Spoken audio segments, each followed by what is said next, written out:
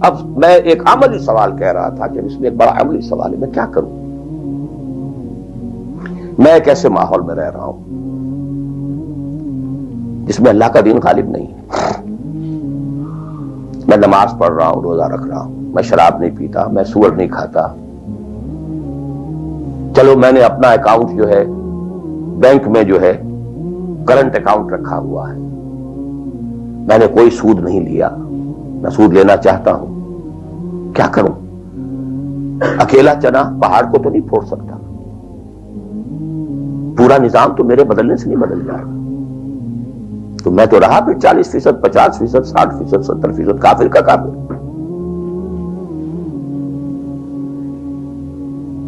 تو what's the way out?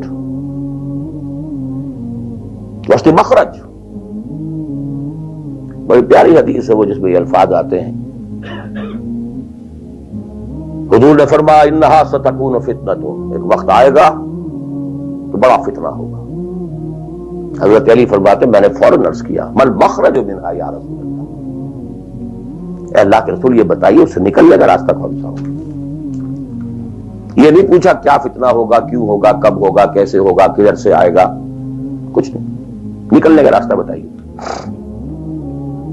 بلکہ ایک اور روایت اس حدیث کی اس سے بھی زیادہ پیاری ہے کہ اصل میں حضرت جبرائیل نے کہا حضور سے یا محمد امتک بعدک،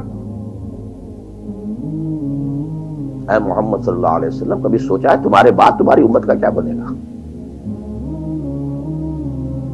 تو حضور پلٹ کر سوال کرتے ہیں مل مخرج منہا یا جبرائیل، تو بہت بڑا پرابلم تم نے اے جبرائیل میرے سامنے رکھا ہے، تو اب آپ ہی بتائیں اس سے نکلنے کا راستہ کیا؟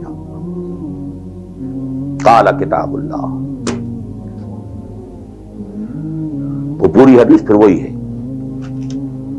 کتاب اللہ فیہ خبر ما قبلکم ونبأ ما بعدکم وحکم ما بینکم وہو ذکر الحکیم وہو صراط المستقیم وہو حبل اللہ المتین۔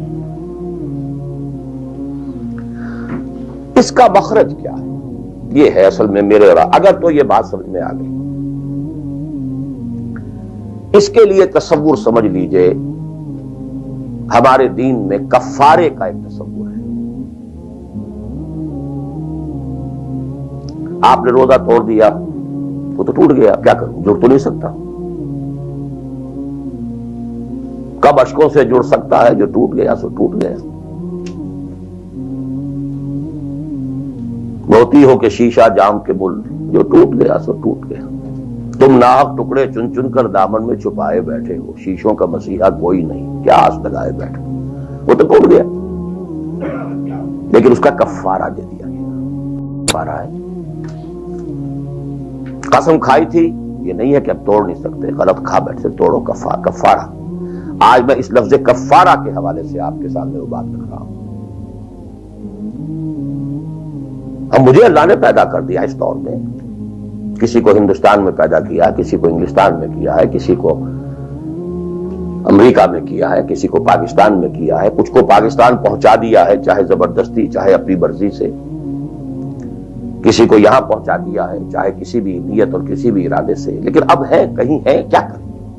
کوئی کفارہ ہونا چاہیے، کوئی مخرج ہونا چاہیے، بس یہی کفارہ ہے۔ پھر نوٹ کر لیجئے اس ماحول سے سوائے سبسسٹنس لیول کے اور کچھ حاصل مت کرو، اور اس سبسسٹنس لیول پر بھی جو کچھ تم نے کھایا پیا ہے اور سانس لیا ہے، جو انرجی کریٹ ہوئی ہے، اس کا میکسیمم اس جہاد میں صرف کر دو کہ اس نظام کو بدلو۔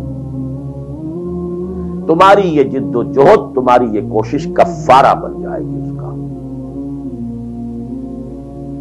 معذرتاً الی ربکم، معذرت پیش کر سکو گے اللہ کے اے اللہ میں نے اس نظام کے ساتھ ریکنسائل نہیں کیا، اے اللہ میں نے اپنی توانائیوں اور اپنی محنتوں سے نہ اپنے لیے کوئی جاگیر بنائی نہ اپنے لیے جائیداد بنائی، اے اللہ میں کوئی دولت چھوڑ کر نہیں مرا، اے اللہ میں نے اپنے بچوں کو بھی اسی کام کے لیے لگا دیا تھا، میں نے ان کی دنیا سے بڑھ کر ان کی عاقبت کی فکر کی ہے، نہیں کر سکا، آگے کچھ نہیں ہو سکا تو میں بے بس ہوں۔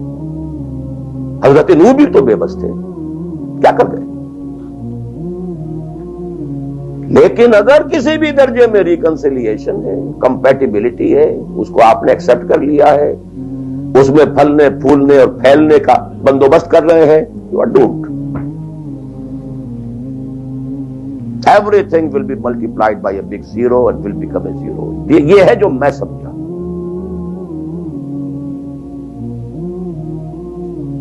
اس کا نام ہے جہاد. کانسٹنٹ فرکشن، کانسٹنٹ اسٹرگل، جان مال. ان صلاتی و نسکی و محیایا و مماتی للہ رب العالمین. میری زندگی کا مقصد تیرے دین کی سرفرازی. میں اسی لیے مسلمان، میں اسی لیے نمازی.